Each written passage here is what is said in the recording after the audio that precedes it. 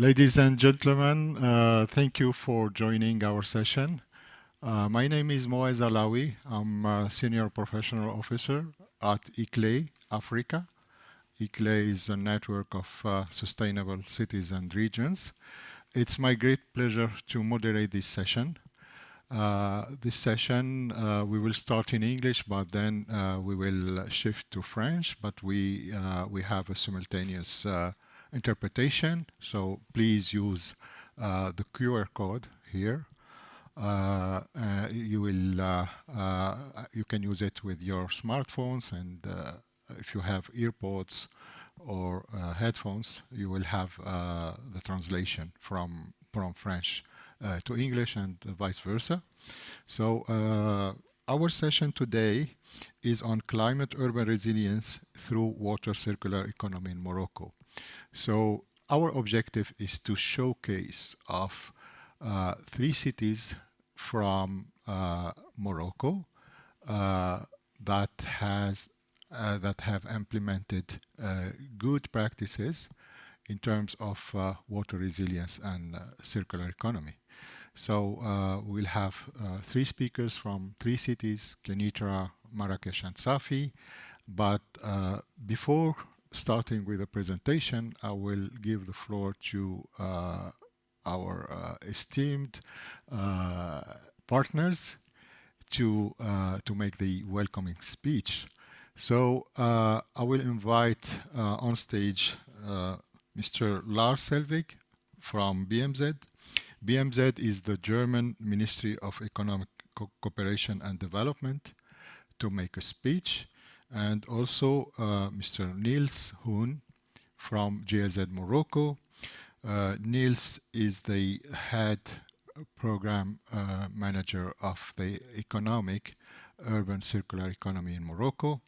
And my colleague Anton Earl, our global water coordinator at ICLEI. So please come on stage.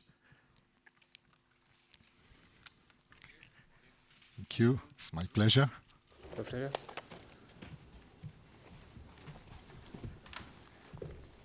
So we will start with Mr. Lars Selvig, and then we will have a video. We will have a video speech from Mrs. Badriya Ben Jelloun. She's the director of urban planning in Morocco, part of the Ministry of Urban Planning. Unfortunately, she's not able to join us here in person, but she's sharing a video. So let's start with Lars. The floor is yours. Yes, thank you very much, and thank you. So the micro works, yeah? Okay, thanks. Dear ladies and gentlemen, on behalf of the German Federal Ministry for Economic Cooperation and Development, I welcome you to this session. My sincere thanks go to our partners from the Ministry of Spatial and Urban Planning, as well to ICLEI for jointly making this highly relevant session possible. I look forward to exploring climate adaptation in Morocco and discussing the critical role of water management in urban planning. We consider water to be the most important resource for human well-being, ecosystems, and the economy. However, water quality and availability are significantly affected by climate change, population growth, and over-extraction. Especially in Morocco, it is deeply concerning that after 7 years of drought, water reservoirs are only 35% full. In some regions, the reservoirs are nearly empty, despite improved rainfall during the last season. Urgent action is needed to prevent supply shortfalls and implementation of rationing measures. To achieve this, we consider integrated circular management approaches and the involvement of diverse stakeholder groups to be essential. A circular water economy promotes sustainable practices that reduce pressure on water resources and optimize their value across sectors. Circular approaches include saving, recycling, and reusing water, thereby strengthening economic resilience for the sector. As such, together with our partners at the Moroccan Ministry of Spatial Planning, Urban Planning, Housing, and Urban Policy, and ICLEI, we are supporting ambitious, integrated policies to address the water crisis in the country. This partnership is part of our broader cooperation with the Kingdom of Morocco, which focuses on climate-resilient water management. I would like to highlight 2 examples of our collaboration with Morocco. First, we support water basin authorities in their role to coordinate the participated management of groundwater, establish quotas for different water-using sectors, and monitoring the groundwater table. With growing pressure on this resource, managing the demand side is becoming increasingly vital. Second, together with the Ministry of the Interior, we support Morocco's fundamental reforms to enhance the efficiency, decentralization, and modernization of water services. This includes supporting the newly created Société Régionale Multiservices, SRM, to introduce innovative water distribution technologies, train staff, and improve internal procedures. In addition, it becomes more important for us to engage with the private sector and leverage digital technologies. First, the private sector provides digital water meters that enable real-time monitoring of water consumption. These tools help utilities manage water use more efficiently and detect leaks more quickly. Second, to strengthen resilience, satellite-based monitoring and AI-powered systems are used to identify water losses, such as leaks in the underground pipes or unauthorized water extraction. These technologies help cities respond more effectively to climate-related challenges like droughts and heavy rainfall. German companies contribute to integrated resource management by offering solutions such as recovering energy and nutrition from wastewater, or reusing treated water for irrigation, urban green spaces, or for industrial purposes. And I think this is a very prominent example. We discussed in particular the reuse of water and the recovery of nutrition with the World Bank these days, and we discussed it with the UN Habitat. So I think in Morocco, you are on the right track, actually leading the discussion on an international level. Last but not least, it is crucial to make technologies and integrated solutions accessible to everybody. To this end, the BMZ-funded Sustainable Sanitation Alliance, SUSANA, serves as a global knowledge and innovation platform, promoting circular economy solutions in the sector. And we had this meeting, and maybe you attended it, just last weekend, where we discussed with many members of SUSANA also priorities for the post-2030 agenda and what it means for sanitation. I look forward to the upcoming presentations from the cities of Tanger, Marrakesh, Safi, and Kenitra, I hope I pronounced it rightly, with their century-long history of adapting to changing climate and managing water resources. These cities offer valuable lessons for all of us. Thank you for your attention, and I hand over to my colleagues. Thank you very much. Thank you. Thank you so much, Lars. And on my behalf and on behalf of ICLEI, we would like to thank the German Federal Ministry of Cooperation and Development for supporting this project of water circular economy in Morocco. We have this opportunity of participating to the implementation of the project with the support of BMZ and GIZ, of course, in Morocco. So thank you so much for that. Thank you. Now we will move to the video. You can take a seat or stay as you like. So now we will go to the video of Mrs. Benjaloun, Director of Urban Planning in Morocco. Thank you. Mesdames et messieurs, chers partenaires, chers collègues, éminents experts, bonjour à tous. C'est avec une grande fierté que je vous adresse ce message depuis le Maroc, à l'occasion de cette session consacrée à la résilience climatique urbaine à travers l'économie circulaire de l'eau, et ce dans le cadre de la Semaine mondiale de l'eau à Stockholm. Le thème de cette session est d'une actualité majeure, particulièrement pour des pays comme le Maroc, confrontés à une urbanisation rapide, mais aussi à un stress hydrique croissant et à des défis climatiques de plus en plus aigus. En effet, le taux d'urbanisation au Maroc atteint aujourd'hui les 62,8% suite aux résultats des derniers recensements de 2024, avec une projection qui atteindra jusqu'à les 70% d'ici 2050. Cette urbanisation, souvent concentrée sur des zones côtières, exerce une pression considérable sur nos ressources naturelles. Le stress hydrique est réel au Maroc. Nous disposons de seulement 606 mètres cubes d'eau par habitant et par an. Cette rareté est aggravée par la surexploitation des nappes phréatiques, les pollutions multiples, mais aussi les inondations et les îlots de chaleur urbains. Face à cette situation, le Maroc a engagé, sous l'impulsion de Sa Majesté le roi Mohammed VI, que Dieu l'assiste, des investissements majeurs, notamment dans la gestion de l'eau, à travers plusieurs projets. 150 grands barrages ont vu le jour, 17 sont d'ailleurs en cours de construction et 146 petits projets sont réalisés de barrages. 16 unités de dessalement produisent aujourd'hui jusqu'à 277 millions de mètres cubes par an. Nous avons aussi 197 stations d'épuration pour favoriser la réutilisation des eaux. Et un objectif ambitieux et majeur est celui d'atteindre les 100 millions de mètres cubes d'eau usée traitée d'ici 2027 et 1,7 milliard de mètres cubes d'eau dessalée par an.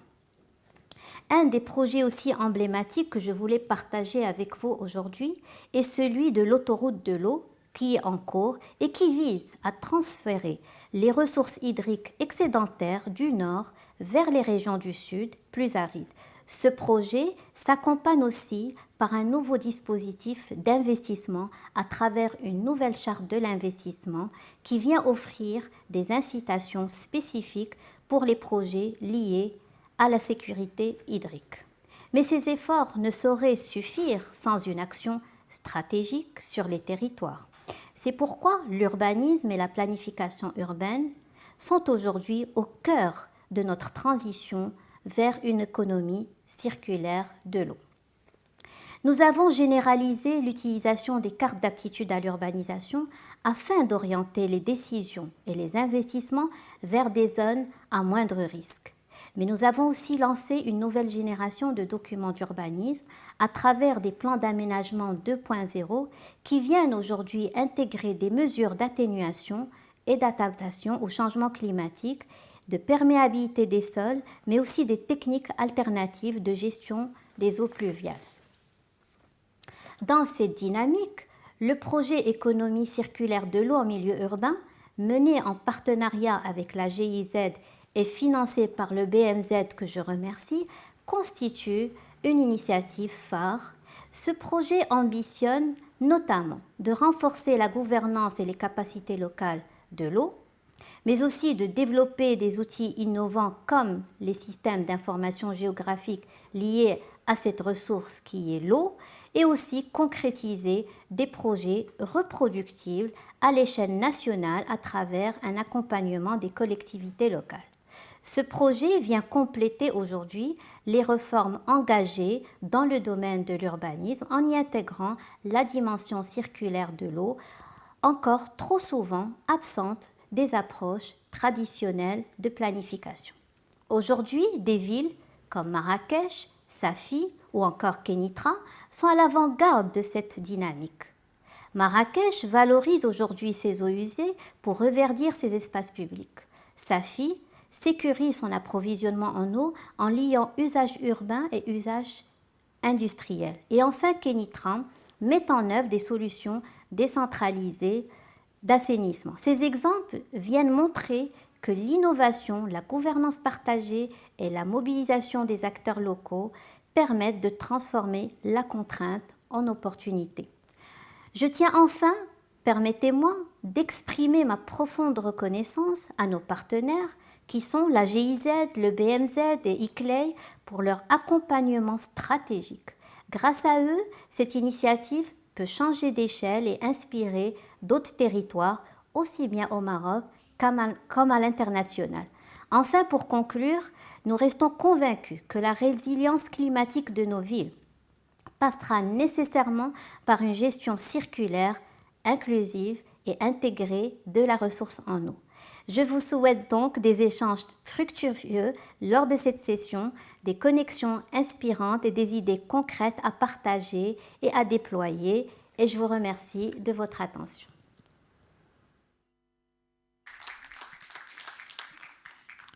I would like to thank also the Moroccan Ministry of Urban Planning, the principal beneficiary of this project, and also the cities that are partners of our in this project as well. So now I will give the floor to Niels Hoon. Niels Hoon is from GIZ Morocco. He's the head of the project on urban water economy, circular economy, to give us more details about this project. So the floor is yours. Okay, thank you very much, Moez. Good morning. Good morning, ladies and gentlemen, dear colleagues. Nice to see you, nice to have you here. I'm very happy to be here to discuss with you today the topic of climate-urban resilience through water circular economy in Morocco. As said, my name is Niels Hoon. I'm leading this project on the side of the GIZ. I think the big picture is already pretty clear. Both previous speakers have made this clear. Morocco is facing a water crisis. Morocco is rapidly urbanizing. There is urban sprawl. So severe severe climate risks. And it is clear that the cities are at the forefront of being, on the one hand, impacted, but at the same time as well on the forefront of being actors.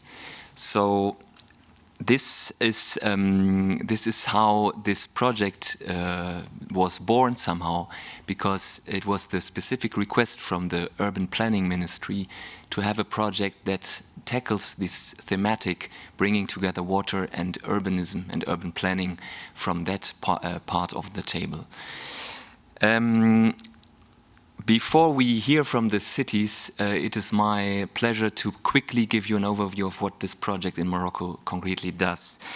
And as already said before, we are mandated, commissioned and financed by the BMZ, and we are working together with the political partner, the Urban Planning Ministry in Morocco. I thank both for the engagement and the commitment.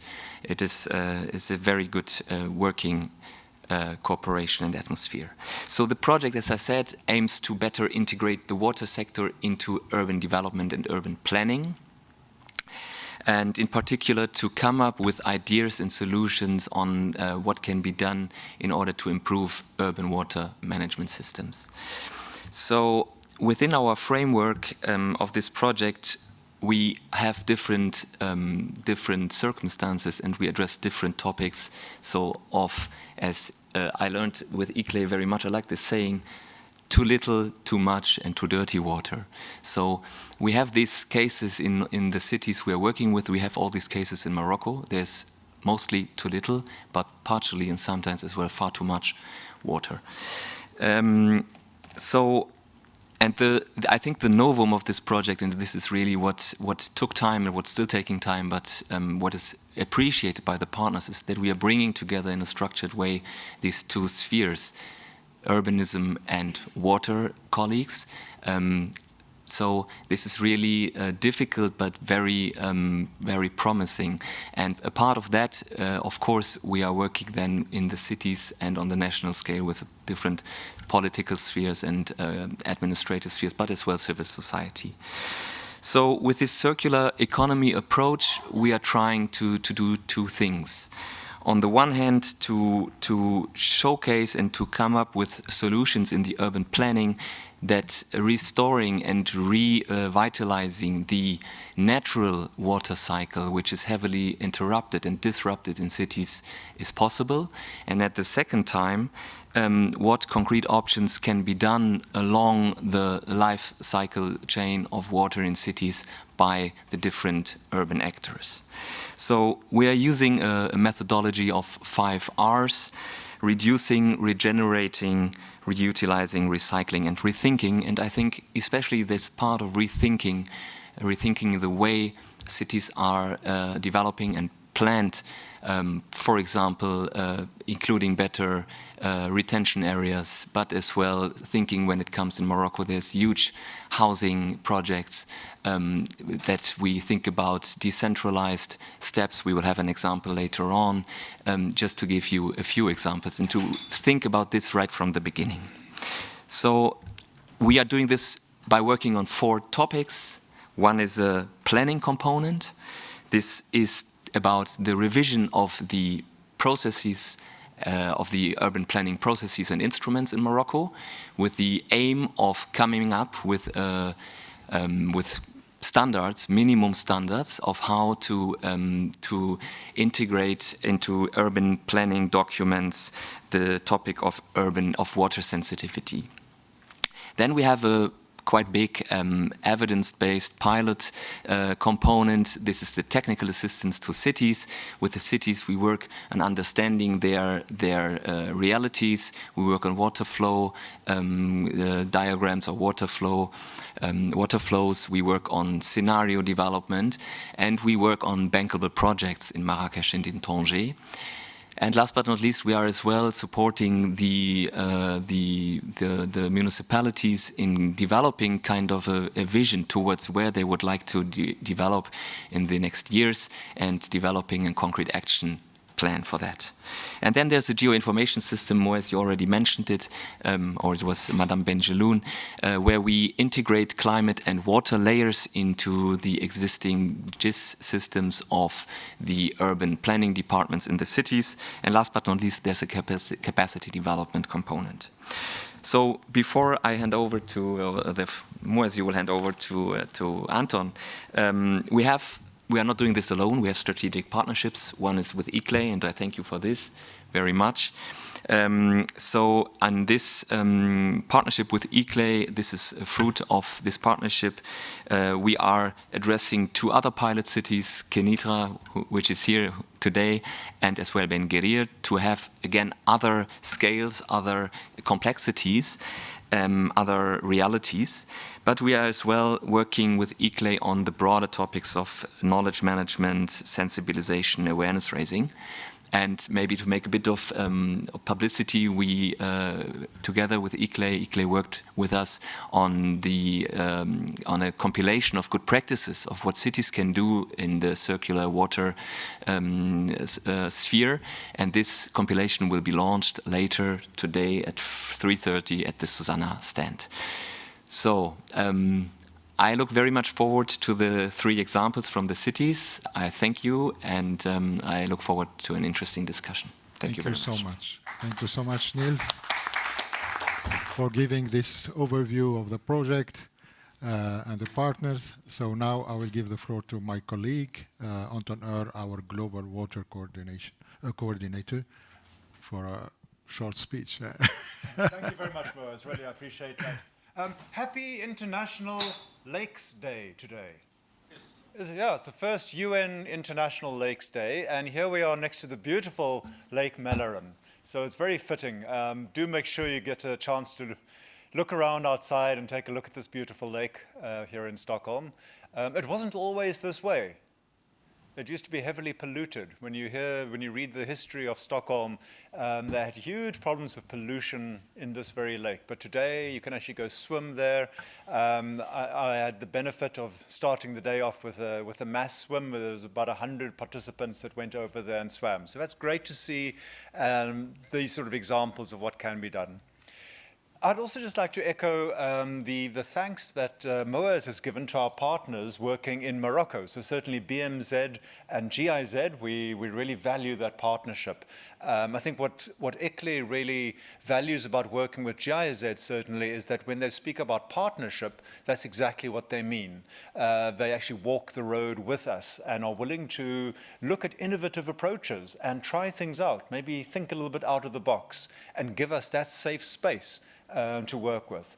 But then, of course, you can only do that if your local partner that you're working with is also willing to do that. And that's where the Ministry of Urban Planning in Morocco also comes in, as well as the cities that we are working with. So we're very grateful to be working in that kind of a environment that really fosters innovation, because that is so important in the urban context. ICLEI was formed in 1991 to represent the voice of local governments across the 3 Rio Conventions, so climate change, biodiversity, and desertification. And that's what we've continued to do. So we convene mayors' roundtables at most of the COPs. Belém will be the UNFCCC COP coming up later this year, where we'll have a local government session participating, and I know we always have a good relationship with the government of Morocco at those events, so we look forward to doing that as well. But maybe also to come back to the points that Niels mentioned on urbanization and water.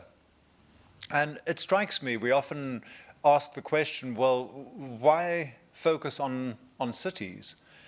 Well, as of 2010, the year 2010, humans became a predominantly urban species. We live in cities more than we live elsewhere. And now we are very close to being 60% urbanized globally. In Africa, by the end of 2030, Africa will be more than 50% urbanized. And by 2050, there will be an additional 1 billion people living in cities in Africa alone. So you can either view cities as being part of the problem. Of course, apparently cities consume resources from the countryside, they take energy, they take food, they take water, and out the other side you have waste, you have plastic, you have solid waste, you have effluent. So you can really view them as being a big creator of problems and contributing to problems, contributing to greenhouse gas emissions and so forth. Or you can flip it over and say cities are part of the solution. Cities represent a concentration of able-bodied people, of new thinking, of innovation. And that's the way ICLEI chooses to see it. So having the opportunity to work with the cities we are working with in Morocco, for instance, is really an opportunity for us to try and look at urbanization and say, well, how do you integrate circular approaches into the business as usual of urban planning? So urban planning is, in my opinion, one of those professions which is going to become increasingly important as time goes on. As we become increasingly urbanized, we will rely on a new generation of urban management professionals who are able to integrate environmental issues, social issues, economic issues into the way they plan for these cities. So by doing so, you can see very good examples of where cities start contributing to improving the natural environment, both contributing to climate change mitigation as well as climate change adaptation. Look at the example of a wetland. A wetland is an excellent way of adapting to a changed climate by buffering flood waters, by buffering high flows and protecting cities against flooding. But also making sure you sustain flows in the dry season, infiltrate water into the groundwater. So a wetland can fulfill that function, which is very much an adaptation function. But on the other hand, wetlands are also amazing carbon sinks. They capture carbon like nothing else. They hold carbon, they trap carbon inside them. So you're also playing a climate change mitigation function. And there's also a very interesting way of tapping into some of the carbon sequestration credits, which can be looked into on a global scale. So working in Morocco allows ICLEI to really look at different ways of doing things, to learn from the cases that we are working with, because we don't come with the solutions, of course. We have ideas that can be tested, and we bring ideas from around the world, from around our network of 2,600 local governments, and we test them out and see how they work. But in return, of course, we're also learning more about what is happening. And we'd also like to share the Moroccan case with the rest of the world. which is why we find ourselves here at the Stockholm Water Week, speaking to you in the room and also to people online, being able to share the innovation that Morocco shows in dealing with water being too little, too much, too dirty. So thank you very much for this opportunity, and I wish you well for the rest of the session, and enjoy your time in Stockholm. Thank you. Thank you. Thank you so much, Anton, for giving this explanation of the link between water and the cities and urban planning. So thank you very much, our speakers, for these statements. So Lars Selvig, Head of Water and Circular Economy Division at BMZ, Niels Hoon, Head of Project Circular Economy and Urbanization in Morocco project, and Anton Earl, our Global Water Coordinator. Thank you so much, and I will ask our next speakers to come on stage. I will shift to French now, sorry. So, but you have this QR code, so you can use your smartphones to get the simultaneous interpretation. If you have earpods or headphones, you can use them. Otherwise, you can just put your smartphone close to your ear and you will have the interpretation.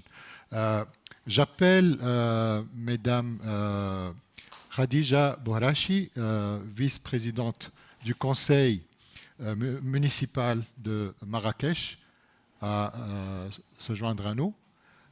Madame Imen Nadi de OCP Greenwater et professeur Sakin Abelhamidi de l'université de Kenitra Ibn Tufail aussi. Nous avons l'honneur d'avoir 3 dignes représentantes des femmes marocaines et de l'expertise marocaine avec nous aujourd'hui dans cette session pour vous présenter 3 cas d'études. The interpretation is working, I hope. Okay. Nous allons présenter 3 cas d'études de 3 villes différentes autour de la résilience et de l'économie circulaire de l'eau. Chacune va faire une présentation avec un certain nombre d'informations que nous allons partager avec vous.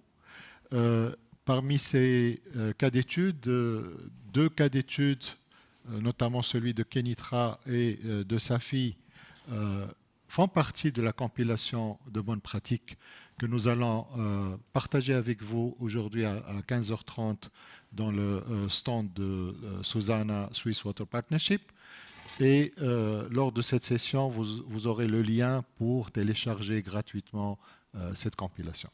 Mais je passe la parole directement à Madame Khadija pour cette présentation à propos de la circularité de l'eau à Marrakech.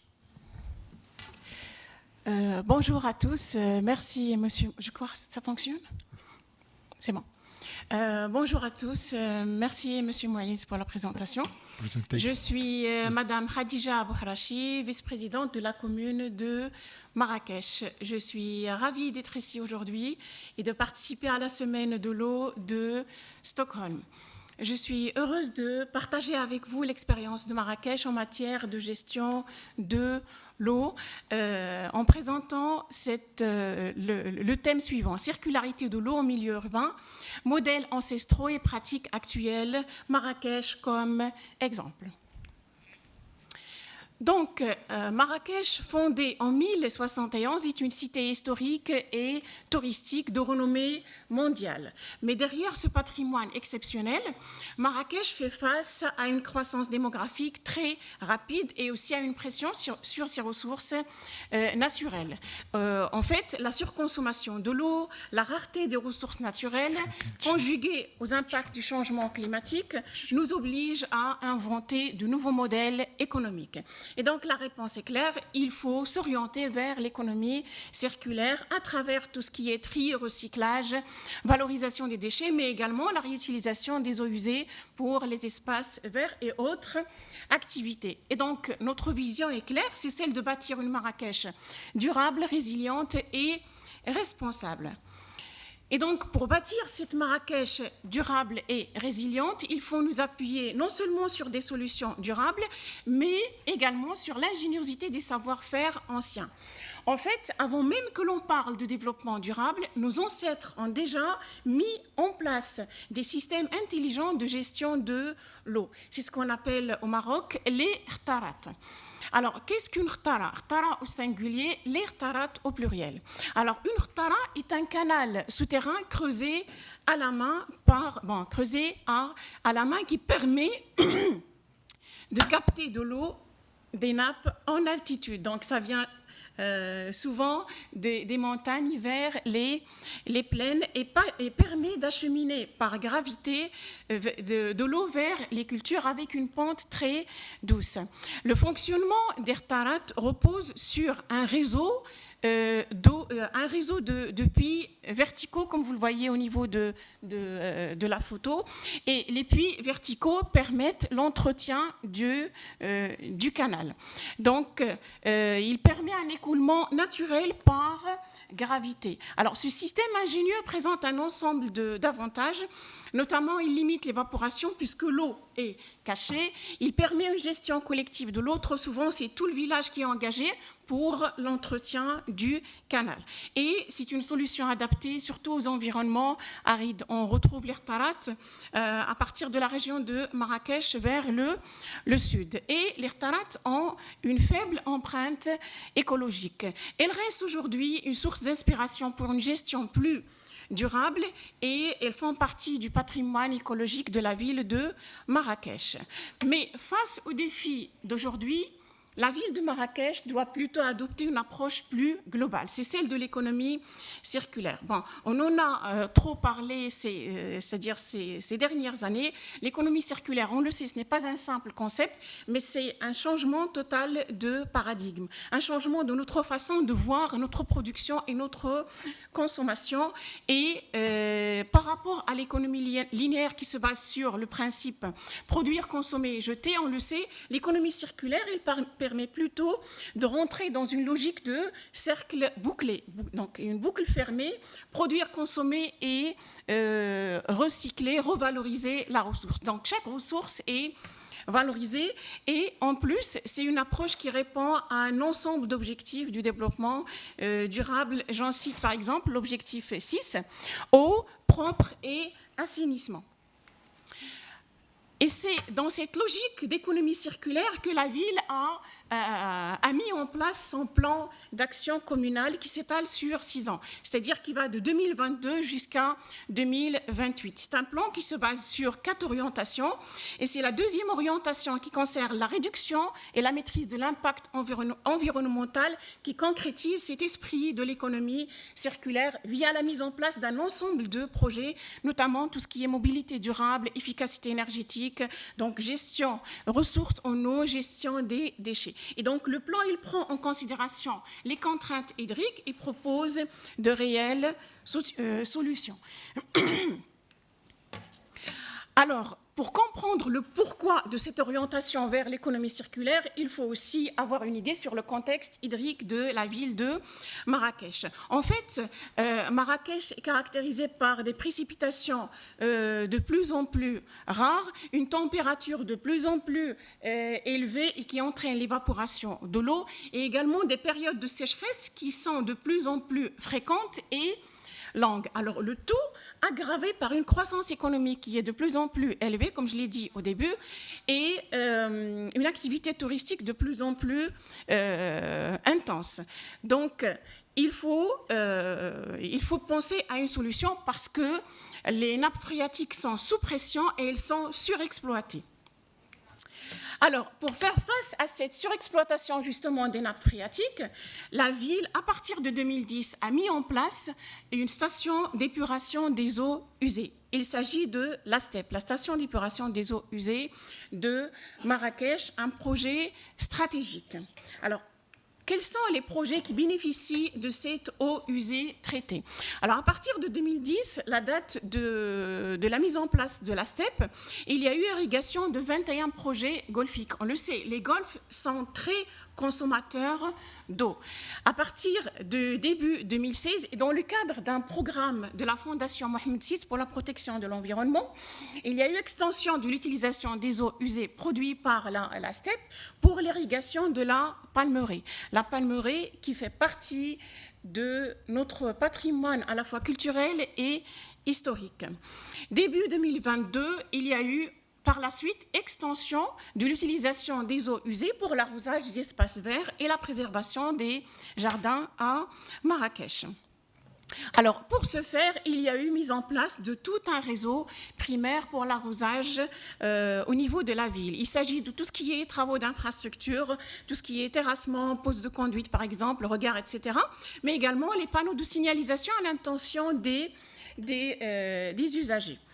Alors, après les golfs, après la palmeraie et après les espaces verts qui bénéficient de l'usage des eaux usées traitées en matière d'irrigation, aujourd'hui Marrakech pense, ou plutôt explore la possibilité, le potentiel d'usage des eaux usées au niveau de l'industrie et de l'agriculture. Alors, pour l'industrie, les eaux usées traitées peuvent être utilisées, par exemple, pour tout ce qui est nettoyage, refroidissement des machines, utilisation pour des activités qui ne nécessitent pas nécessairement le recours à l'eau potable. Au niveau de l'agriculture, je sais, je ne suis pas chimiste de formation, il y aura des réponses par la suite, mais je sais qu'arrivé à un certain niveau d'épuration, les eaux usées peuvent très bien être utilisées pour l'irrigation, pour l'agriculture. Ce n'est pas encore autorisé au Maroc, mais il y a bien des recherches qui vont dans ce sens. Ça reste une piste importante, très intéressante, dans la mesure où l'agriculture est une activité qui consomme trop d'eau. Alors, les efforts qui sont faits, ils permettent justement de diminuer la pression sur l'utilisation de l'eau potable pour la destiner à des usages plus prioritaires. Ça permet aussi d'augmenter la compétitivité des entreprises tout en respectant les normes de l'environnement. Alors, on s'est intéressé à la réutilisation des eaux usées comme solution durable, c'est bien, mais il faut aussi voir la gestion de la consommation en eau. La réutilisation n'est qu'une partie de la réponse. La seconde partie, tout aussi importante que la première, n'est que la maîtrise de la demande en eau. Et donc, c'est dans cet esprit de la maîtrise de la demande en eau où un audit a été rendu obligatoire en 2022 au niveau de la région de Marrakech, auprès des établissements publics. Bon, tout ce qu'il y a administration, hôpitaux, mosquées, écoles, etc. L'audit a été mené par la BHT, l'Agence du bassin hydrique de Tinsift, en partenariat avec la wilaya qui représente l'autorité locale, le conseil de la région et la société régionale de Marrakech et autres partenaires. L'objectif de l'audit est de... Oui, j'ai vite fait. L'objectif de l'audit est la maîtrise de la demande, détection et réparation des fuites, promotion de l'efficacité hydrique.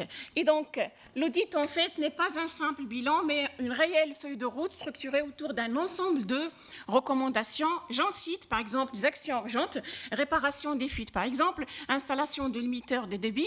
En termes de mesures structurelles, par exemple, modernisation des réseaux qui sont vétustes, amélioration du traitement tertiaire des eaux usées, et en termes d'optimisation de la consommation, par exemple, adopter l'arrosage goutte à goutte et substituer les pelouses par des plantes locales.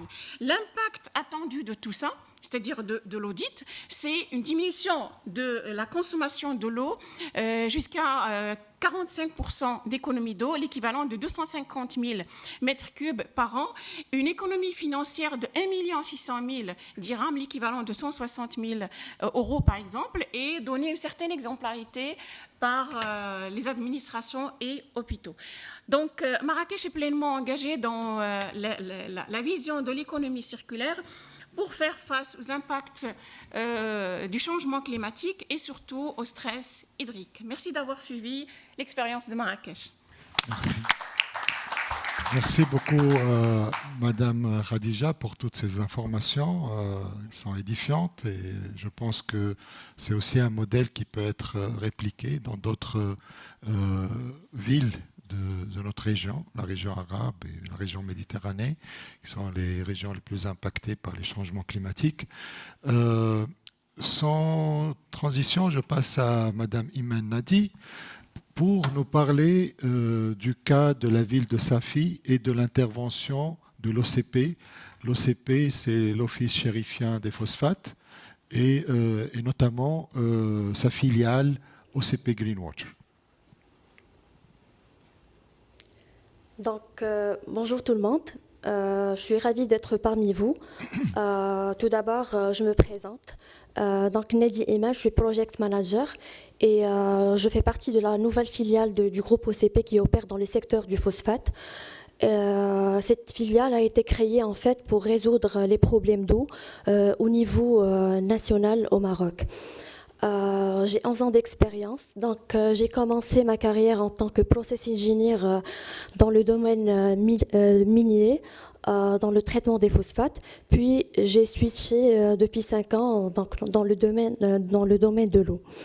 Donc aujourd'hui, nous sommes tous conscients de la pression que nous vivons sur les ressources en eau. Le changement climatique, il accentue le stress hydrique mondial, provoquant des sécheresses inédites, réduisant les récoltes et aggravant la crise alimentaire, avec un déficit d'eau estimé à moins 40% d'ici 2030. Donc la situation du Maroc est particulièrement critique. Nous connaissons une sécheresse chronique dont les effets s'aggravent d'année en année. Donc, présentant ça comme chiffre, donc, en termes de disponibilité d'eau potable, donc on a 730 mètres cubes d'eau disponibles par habitant par an, ce qui est bien au-dessus du seuil de 1000 mètres cubes par habitant par an, qui est défini par les Nations Unies. En termes d'eau industrielle, donc, je pitch rapidement sur les industries qui consomment le plus d'eau au Maroc. Donc, on trouve l'alimentation, le textile, les produits chimiques et l'exploitation minière avec le groupe OCP au premier rang. Et en termes d'eau agricole, donc, on a une diminution de 25% de la disponibilité de l'eau d'irrigation d'ici 2050 en raison de la baisse des précipitations et de l'augmentation des températures. Cette situation est très claire et très visible sur les niveaux de barrage au Maroc qui a reculé pour la 4e année consécutive entre 2019 et 2022, passant de 49% à 25%. Pardon.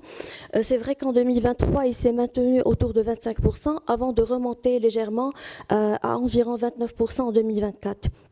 Donc la situation hydrique n'est pas un enjeu en fait de demain, mais plutôt une situation qu'on doit résoudre avec des solutions qui sont immédiates et durables et efficaces. Donc, face à cette situation donc, de sécheresse, ce qui a incité en fait le groupe OCP de lancer un plan d'urgence en 2022 pour fournir plus de 100 millions de mètres cubes de capacité dans un délai record d'1 an et demi. Donc, en fait, la genèse en fait, des projets, elle est née depuis 2008. Donc, on a initié un programme qui est axé sur 3 piliers majeurs. Le premier, c'est l'optimisation de l'utilisation des ressources en eau, en réduisant en continu la consommation d'eau dans les activités minières et chimiques pour la production des engrais. La deuxième, c'est l'utilisation des eaux non conventionnelles en investissant massivement sur un programme de réalisation des unités de dessalement et de stations de traitement des eaux usées.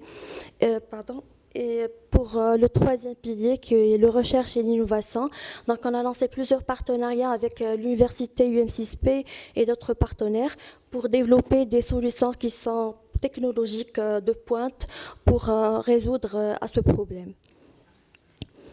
Donc, après, nous avons franchi une nouvelle étape en 2022 en lançant le programme d'investissement vert. Ce programme qui a été initié par la création de la filiale OCP Greenwater, qui opère dans le secteur de l'eau et qui a comme objectif ou bien target volume de produire 560 millions de mètres cubes d'eau non conventionnelle en engageant des capex qui dépassent les 40 milliards de dirhams. Donc, ce programme-là, il repose sur des piliers principaux. Le premier, approvisionner 100% des besoins d'OCP en non conventionnel, et sécuriser l'approvisionnement en eau potable en alimentant carrément des villes avec de l'eau potable dessalée. Fournir aussi une eau agricole aux régions en besoin, pour lutter contre le stress hydrique et fournir aux régions où opère l'OCP de l'eau agricole et à long terme développer un portefeuille de clients industriels hors OCP et devenir leader mondial dans le segment de l'approvisionnement. Tout cela en se basant sur des fondements bien spécifiques, donc la production durable, l'expertise et l'innovation et la digitalisation. Donc, ce programme, il vise à l'horizon de 2027 de produire 560 millions de mètres cubes d'eau issus de dessalement et 50 millions de mètres cubes issus d'eau traitée des steppes et qui va permettre de desservir les sites industriels et les zones agricoles et les villes. Donc, voilà une cartographie de l'ensemble des projets. Je ne vais pas tarder en fait pour rentrer dans le détail. Tout cela, donc on a réalisé ces projets avec une approche de développement qui allie une planification intégrée, donc en analysant les besoins agricoles, urbains et permettre la conception des solutions adaptées et sur mesure, en se basant sur une ingénierie et une construction qui s'adapte aux standards internationaux et en intégrant les innovations technologiques. Tout cela en se basant sur des modèles contractuels optimisés. Donc, plusieurs partenariats publics-privés ont été réalisés. On a aussi fait le suivi et l'optimisation avec un monitoring en temps réel, une maintenance prédictive et une amélioration continue de la performance. Et tous ces projets ont été réalisés pour être scalables. Donc, les unités de dessalement ont été réalisées avec une conception d'unités modulaires pour permettre leur extension et leur déploiement sur plusieurs villes. Tout cela a été réalisé avec 100% de l'engagement de l'écosystème local. Donc, les projets ont été réalisés avec 100% de la main-d'œuvre marocaine. En parallèle à ces projets, donc, nous travaillons aussi pour résoudre le problème du stress hydrique, donc l'extension des projets. Donc maintenant, nous sommes en train de réaliser 2 prises d'eau principales d'une capacité de 500 millions de mètres cubes par an, extensible à 750 millions de mètres cubes par an, en fait pour l'eau dessalée. Nous allons lancer la Wave 2, en fait des projets qui va accélérer le programme de dessalement au niveau de la région en visant 150 millions de mètres cubes d'eau dessalée, extensible à 200 millions de mètres cubes par an. Donc l'objectif est très clair, c'est approvisionner en eau les sites OCP et aussi renforcer l'eau potable dans la région, à savoir les villes de Marrakech, Ben Gurir, Youssoufia et aussi l'irrigation agricole dans le Hamna. Tout cela via 2 projets en fait de pipeline qui ont une capacité de 200 millions de mètres cubes de transport, qui vont transporter ces eaux dessalées de Safi vers les villes de Marrakech et aussi vers la ville de Ben Gurir. Donc, si on résout en fait rapidement la problématique, donc on a un réseau stratégique d'unités de dessalement ou des stations d'épuration qu'on a déployé sur l'axe centre. C'est là où la ville de Safi se situe.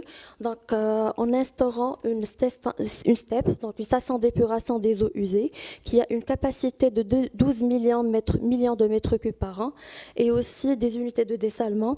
Donc, 40 millions de mètres cubes est déjà en production, et une extension qui est prévue pour 200 millions de mètres cubes par an. Donc, en gros, donc, le modèle de circularité de SAFI est une initiative pionnière dans l'économie circulaire de l'eau. Donc, une première mondiale qui va optimiser l'utilisation des ressources en eau grâce à un cycle entièrement fermé et durable. Donc, ce modèle, il intègre trois étapes clés. Donc, premièrement, la station de dessalement de SAFI qui va alimenter la ville avec 20 millions de mètres cubes par an. Elle va aussi alimenter, elle alimente déjà l'unité industrielle de SAFI avec une capacité de 23 millions de mètres cubes par an. On a aussi une collecte et le traitement et le recyclage de l'ensemble des eaux usées urbaines de la ville de SAFI avec une capacité de 12 millions de mètres cubes par an. Et ces eaux-là vont être réutilisées aussi au niveau des unités industrielles de SAFI. Donc, c'est une approche compacte, complète qui est innovante, qui va réduire la pression sur les ressources en eau douce de la ville et garantir un approvisionnement fiable en eau pour la population ainsi que pour l'industrie. Donc voilà une image de la station d'épuration qui a été réalisée au niveau de la ville de SAFI. Bien sûr, la circularité, donc, elle compte de multiples avantages qui ont un impact direct sur la sécurité hydrique, l'environnement, d'accord, je vais faire rapidement, et la résilience. Donc, parmi les avantages qu'on peut citer, donc, on a la résilience climatique en adaptant le territoire aux épisodes de sécheresse et atténuer l'impact du changement climatique. On a aussi la sécurisation de l'approvisionnement en réduisant la dépendance aux ressources naturelles et avoir un accès fiable pour les villes et les industries. Elle participe aussi à la protection de l'environnement en diminuant les rejets au milieu marin et en préservant les écosystèmes. Tout cela en valorisant les ressources, donc en réutilisant les eaux traitées et en valorisant les boues comme source d'énergie et aussi en produisant des fertilisants à base des boues. Tout cela aussi en respectant l'efficience économique, donc on compte réduire les coûts liés à l'achat et au traitement d'eau douce et créer la valeur de l'économie circulaire. Et tout cela s'aligne parfaitement avec les objectifs du développement durable. Tous ces avantages-là ouvrent la voie à de nouvelles perspectives de déploiement, notamment l'extension qui est en cours à SAFI, qui va nous permettre en fait, d'alimenter les villes de Marrakech, Youssoufia et Ben Guerir. Et par la suite, le modèle il sera réplicable à l'échelle nationale et dupliqué dans d'autres régions au Maroc afin d'étendre ses bénéfices de l'économie circulaire dans d'autres territoires stratégiques. Donc, en parallèle à ces projets, on ne joue pas aussi en fait, le rôle de livrer de l'eau, mais aussi le rôle de catalyseur technologique en lançant plusieurs projets avec l'UM6P, Innovix et d'autres partenaires internationaux et aussi des venturines avec des startups américaines et internationales et aussi marocaines en fait, pour travailler sur les sujets, en fait, qui préoccupent le dessalement. Tout cela pour réduire les OPEX et les CAPEX de l'eau dessalée, diminuer l'empreinte carbone des opérations et valoriser les sous-produits. Donc, merci beaucoup. Je voulais juste en fait clôturer avec, en fait, je ne sais pas si vous connaissez la fable du colibri ou bien du hummingbird.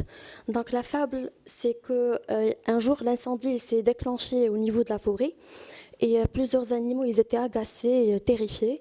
Alors le colibri, donc c'est un petit oiseau avec son petit bec, il essayait d'apporter des petites quantités d'eau pour éteindre le feu.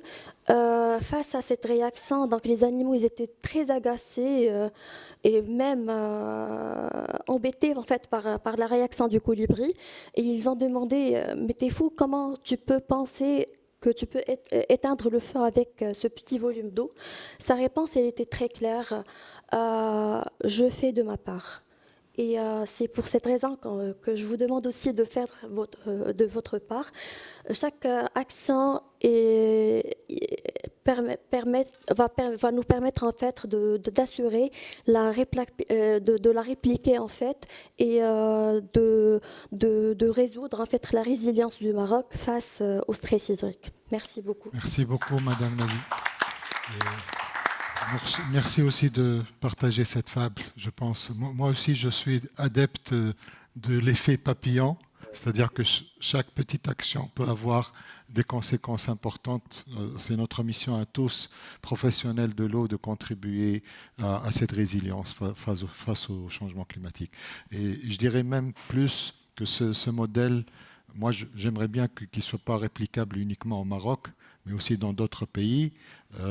L'industrie des phosphates concerne aussi la Jordanie, la Tunisie. Il y a d'autres pays dans la région qui produisent des phosphates.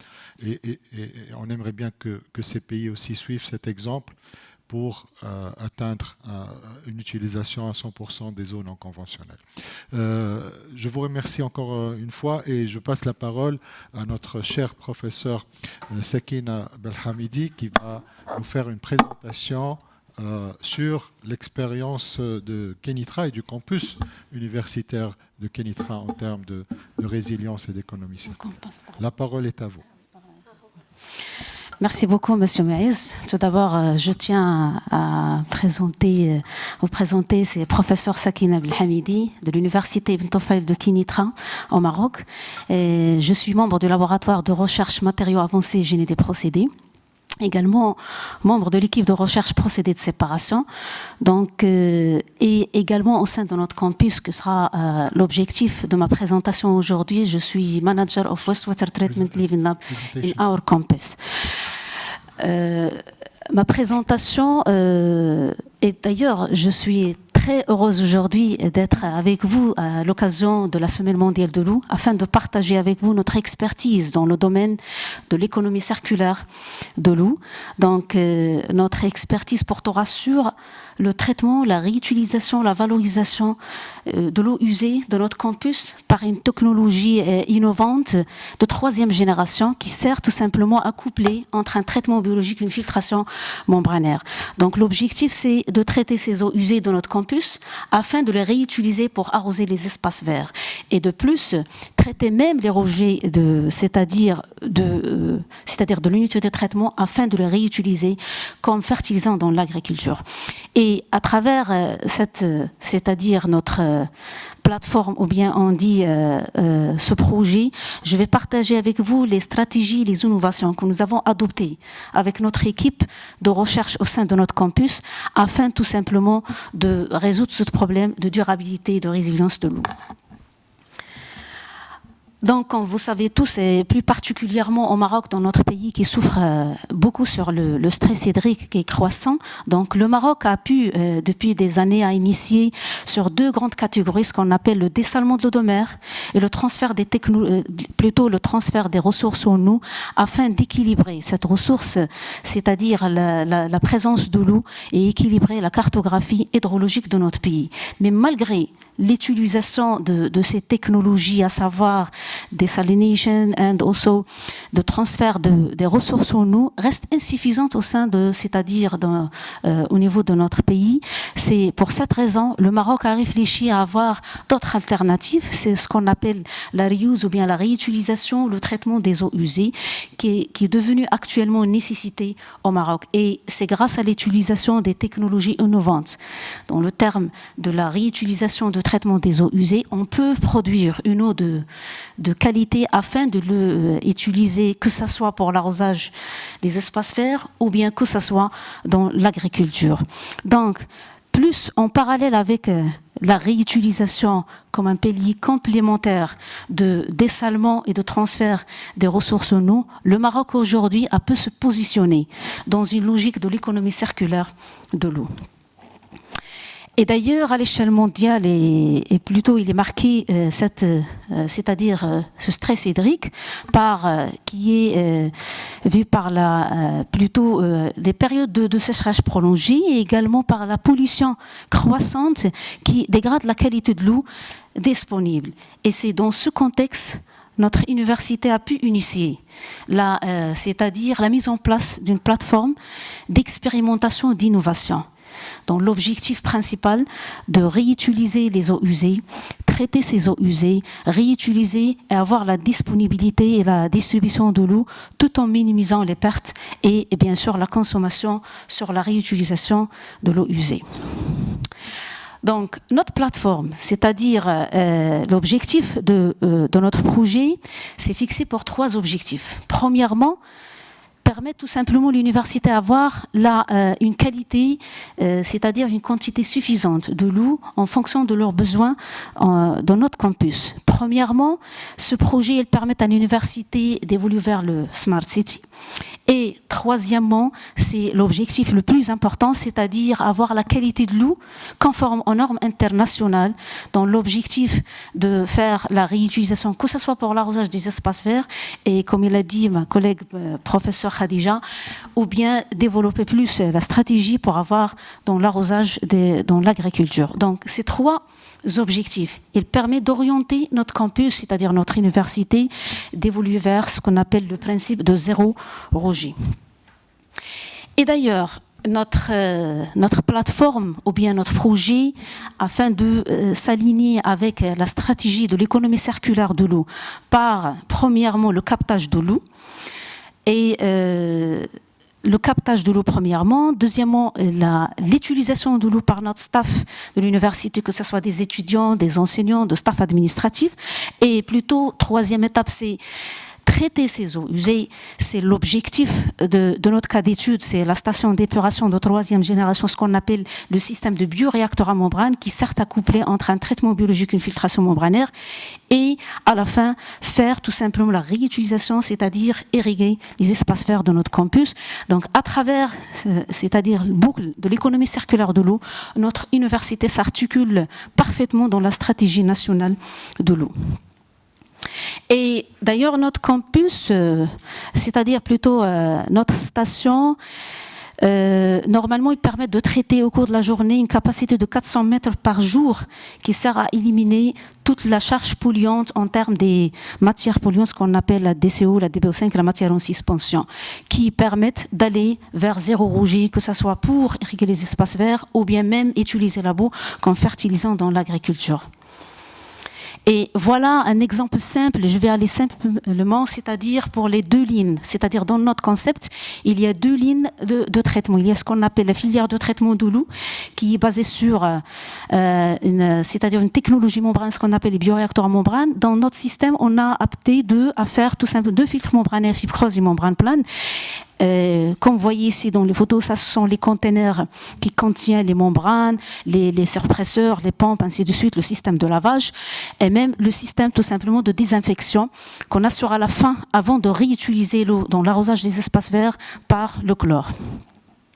Et bien sûr, il y a 2e ligne de traitement, ce qu'on appelle le traitement de la boue et ligne tout simplement de traitement de l'odeur. C'est-à-dire, on arrive même dans notre campus à avoir dans notre, c'est-à-dire plateforme, dans notre station, à avoir 0 odeur et même de traiter la boue avant de le renvoyer vers tout simplement circuler vers des tests de reuse dans l'agriculture. On arrive par rapport à notre technique, la prise à vis, d'avoir une cécité de 20%.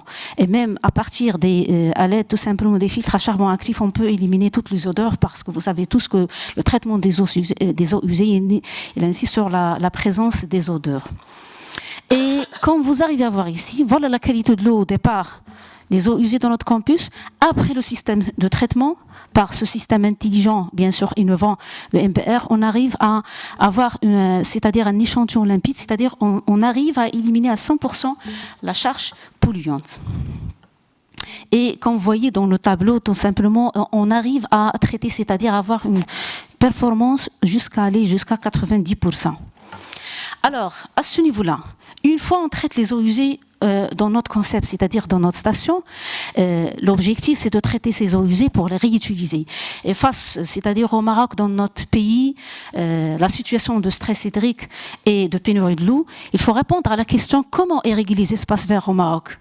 Donc, dans notre système, dans notre campus, on a adopté un système intelligent innovant d'irrigation, ce qu'on appelle le système de mépotube.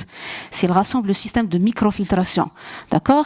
Donc, ce système, il permet tout simplement d'avoir l'irrigation directement aux racines. C'est un système plutôt enterré, comme vous arrivez à voir ici au niveau des photos.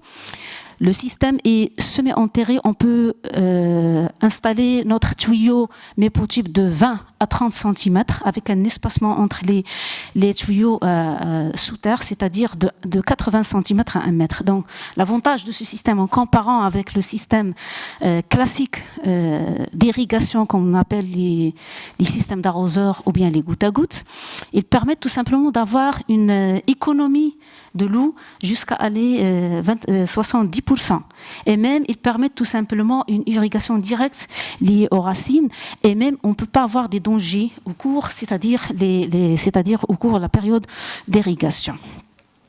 Et d'ailleurs, avec la société Enare en 2024, on a pu installer avec vous dans une collaboration, un projet de collaboration avec Monsieur Yann, on a pu installer ce système donc dans notre campus et on a laissé quand même des parcelles pour comparer les performances de ce système et pour comparer l'avantage par les deux systèmes afin de les convaincre d'autres universités ou bien d'autres compagnies d'installer et d'aller vers ce sens d'irrigation intelligent et innovant. Et quand vous arrivez à voir ici, il y a c'est-à-dire on a essayé de faire une comparaison entre ces deux systèmes en termes d'investissement et en termes de consommation d'eau. On a remarqué que le système intelligent, il permet vraiment d'aller dans ce sens de cette pénurie de l'eau, de l'économie circulaire de l'eau. Et il y a, voilà un exemple d'installation de ces systèmes d'irrigation innovants, écologiques et économiques. Certaines villes, comme la ville de Rabat, c'est le capital de notre pays, la ville de Meknès, où ils ont, c'est-à-dire cette compagnie, ils ont installé ce système dans une grande ferme de 50 hectares, ce système intelligent d'irrigation mépotype. Et même dans la ville de Marrakech, au niveau tout simplement centre-ville, où il y a des zones, c'est-à-dire du gazon, où ils ont installé pour dire, voilà la duplication de ce système par rapport au système classique. Et enfin, je termine à dire, même notre système d'épuration innovant, c'est-à-dire le système MPR, on a pu assurer la duplication, l'installation d'une station compacte mobile dans une région du sud du Maroc, de Tseroudent, qui est impactée, je pense que vous avez vu ça tous, en 2023, les gens impactés par le séisme. On a pu installer dans un village ce système d'épuration innovant. Donc, à travers notre système d'épuration innovant, couplé avec le système d'irrigation intelligent, on peut dire que notre université, c'est-à-dire un exemple concret à l'échelle, c'est-à-dire dans notre pays ou bien à l'échelle d'Afrique, s'inscrit parfaitement dans le cadre de la stratégie nationale de l'économie circulaire de l'eau et qui permet de répondre à la question « rien ne se perd, rien ne se crée, tout se transforme ». Et je vous remercie infiniment. Cher professeur, je rappelle que le campus de Ibn Tufail aujourd'hui, c'est entre 40 et 50 000 étudiants et enseignants qui se trouvent sur le campus. Et c'est un modèle décentralisé de traitement et de réutilisation qui peut être dupliqué ailleurs. Après ces présentations très brillantes, pleines d'informations, je voudrais passer la parole au public, que ce soit ici dans la salle ou en ligne, pour savoir si vous avez des questions, des clarifications que vous aimeriez bien entendre de la part de tous les intervenants. Oui, Tobias? Oui. Alors, vous vous présentez brièvement et vous posez votre question. Je parle en anglais ou quoi? Quand vous voulez. Français. Quand vous voulez. Je me présente d'abord. Je suis Tobias Schmidt. Je suis le rédacteur d'un magazine mensuel sur toutes les initiatives de coopération en matière de coopération en eau au niveau mondial. Ça s'appelle The Water Diplomat. Donc, je vous remercie beaucoup pour ces présentations très inspirantes. Mais je me demande, derrière tous ces cas, ces 3 cas, il doit avoir, par exemple, une forte volonté de développer une politique d'économie circulaire peut-être je me pose des questions au niveau de le financement des initiatives aussi, et peut-être il y a un leadership aussi qui est impliqué. Alors, quels sont les éléments qui ont mené à ce succès 3 fois, apparemment, dans ce pays, et je me demande comment ça se fait que ça a pu se réaliser. C'est une question assez large, mais je me demande quand même comment c'est arrivé. Merci. Une question très intéressante aussi, et je pense que la réponse, peut-être que la question s'adresse à plusieurs intervenants. S'adresse à la GIZ, à la BMZ, aussi Madame la vice-présidente. Ils sont tous impliqués, je pense, dans ce processus. Alors, si parmi vous, quelqu'un veut commencer à répondre, oui, allez-y. Merci. Et donc, j'aimerais reprendre la question pour vérifier que j'ai bien compris. Et donc, comment est-ce qu'on a pu en arriver là, c'est-à-dire une telle réussite? Comment est-ce qu'on a pu réussir cette transition vers l'économie circulaire? Oui. C'est ça? Alors, quels sont les facteurs peut-être politiques, oui. Économiques, financiers, et peut-être au niveau personnel de leadership, etc., qui ont mené à... C'est ça. À Marrakech, par exemple, la STEP a été mise en place en 2010. Il y avait des projets qui concernaient l'irrigation de 21 golfs. Donc, vous savez, Marrakech, c'est une ville touristique de renommée mondiale, etc. Et donc, il y a une partie des touristes qui viennent chaque année spécialement pour ça. Et il fallait assurer l'arrosage, l'irrigation de ces golfs. Et donc, c'était la naissance de la STEP. C'est-à-dire les eaux usées étaient dédiées au début pour l'irrigation des 21 golfs. Mais par la suite, on s'est rendu compte que les eaux usées pouvaient aussi servir à autre chose. Et donc, c'est aujourd'hui la Palmeraie, les espaces verts de Marrakech, carrément 90% des espaces verts à Marrakech sont arrosés par les eaux usées. Et aujourd'hui, c'est l'OCP qui s'invite pour prendre une partie de l'eau usée traitée de Marrakech et l'utiliser au niveau des stations de traitement des phosphates. Mais derrière, il y a une réelle volonté politique pour aller vers l'esprit de l'économie, concrétiser cette économie circulaire. Voilà. Madame Imen, peut-être que... D'accord. En fait, pour le cas de l'OCP, donc comme j'ai déjà présenté, donc l'OCP, sa vocation en fait pour le traitement des eaux usées, pour le dessalement, pour switcher carrément son recours aux eaux non conventionnelles a débuté depuis 2008. Donc c'est pas une chose qui est née récemment. Donc ça date de 2008. Donc la première station a été réalisée en 2010 au niveau de la ville de Khlibka. Et on avait tout un plan d'action en fait de faire plusieurs stations d'épuration. Pour commencer premièrement par les villes où l'OCP opère. Donc c'est là où on a les mines de phosphate, ou bien on a les industries en fait pour transformer les phosphates aux engrais.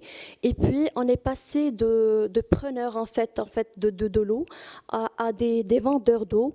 Donc et on a commencé par la suite à la demande de l'État, d'alimenter la ville de Safi et la ville de Jadida, qui vivaient un stress hydrique énorme et ils ne pouvaient pas plutôt donner de l'eau à la ville. Donc c'est là où il y a eu l'intervention de l'OCP pour instaurer des dessalements, des stations d'épuration et aider l'État pour alimenter les villes. Merci beaucoup. Est-ce qu'il y a d'autres questions? Oui, Hind.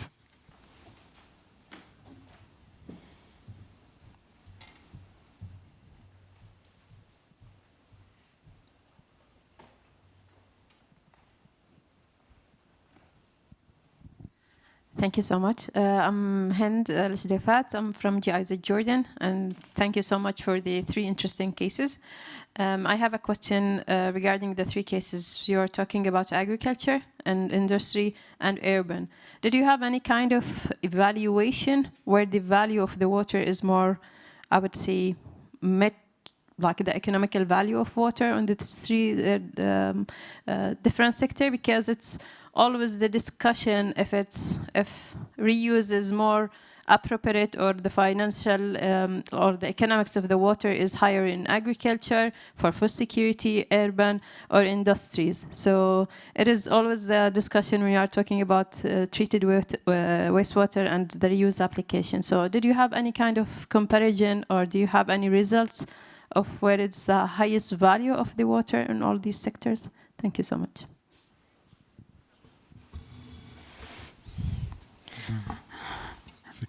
Merci pour votre question. Dans notre cas d'étude à l'université, comme j'ai déjà cité dans ma présentation, donc on assure de traiter les eaux usées dans notre campus pour les réutiliser pour l'arrosage des espaces verts.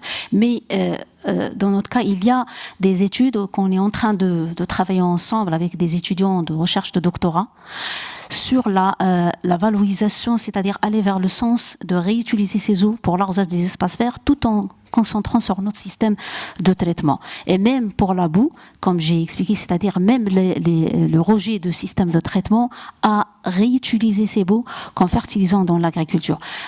Actuellement, on n'a pas encore des données, des résultats, c'est en cours d'étude, mais par rapport au système d'arrosage des espaces verts, tout est connu, on arrive à 100% d'être dans les normes internationales de réutiliser ces eaux pour l'arrosage des espaces verts. Mais comme il a dit professeur Khadija, c'est en cours d'étude ces résultats pour avoir réutilisé les eaux usées en termes de l'agriculture. Merci. Je pose la question à Madame Iman, justement, c'est sur l'efficience économique, en fait.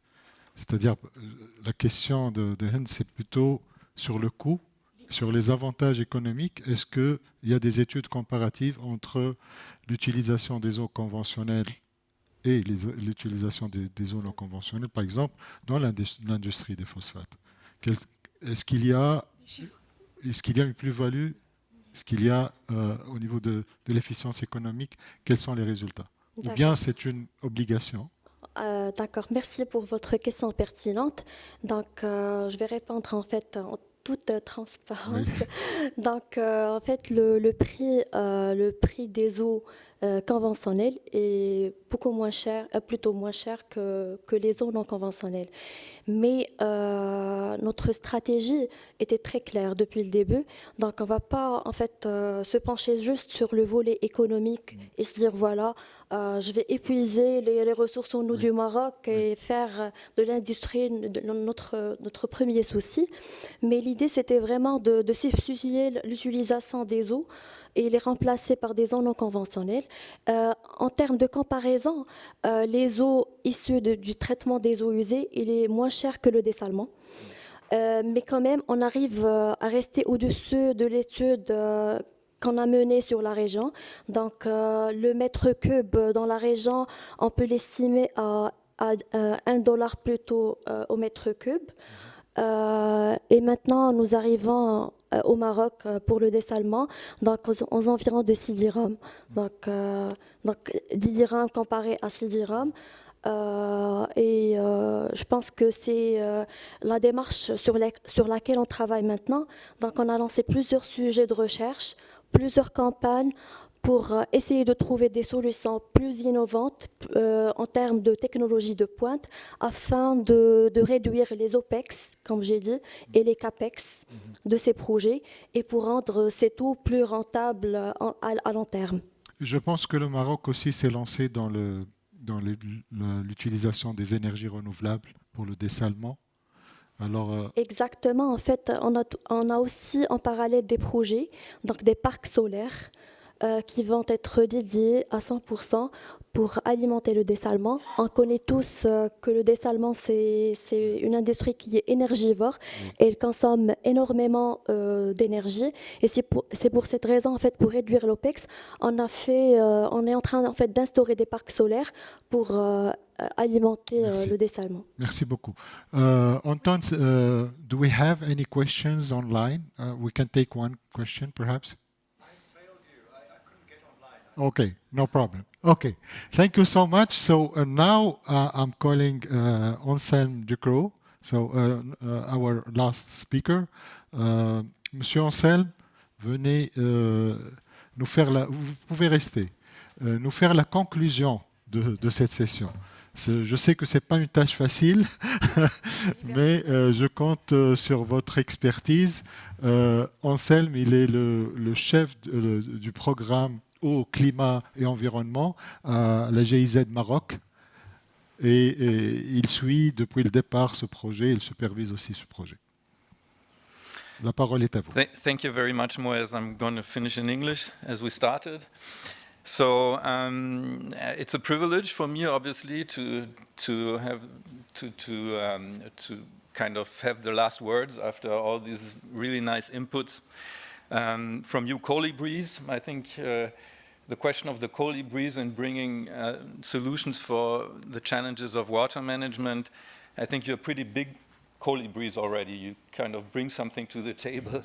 These are already really substantial results we heard today and interesting experiences, really inspiring.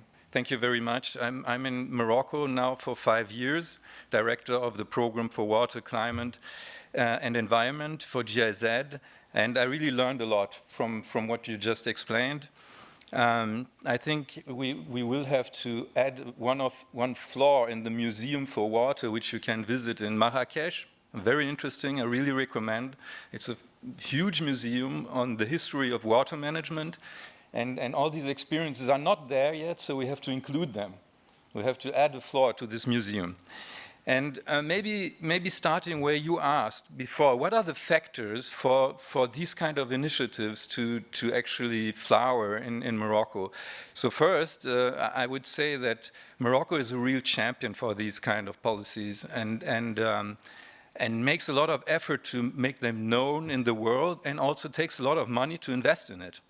So it was cited by our colleague from OCP. So I don't know the number of not only the basic infrastructure, which are the barrages and all these infrastructures, which are growing, also in non-conventional resources and now in desalination. The country invests a lot, and now starts also to address the more complicated questions of the demand side management.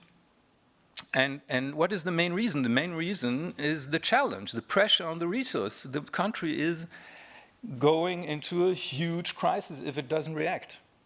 So we just heard it. We are at 600 cubic meters per person per year, fresh water. And we're in the 30s, we will be at 500, which is absolute scarcity and chronic scarcity. So something needs to be done, and the government and all the actors have understood it and do it, and we learn from them. And I think Europe can learn from Morocco, because countries like Germany will face challenges very similar to what we see in some regions of Morocco in only a few years. So we can learn from each other, and I think this was a fantastic example for that. My main takeaways from your presentations are the following. I think Marrakesh is obviously a leader in all this. I think what we learned first is don't start from scratch, learn from history, all these horizontal wells you have talked about, the cataratas. Use these technologies which have been developed long time ago and which are efficient in water management, use them again.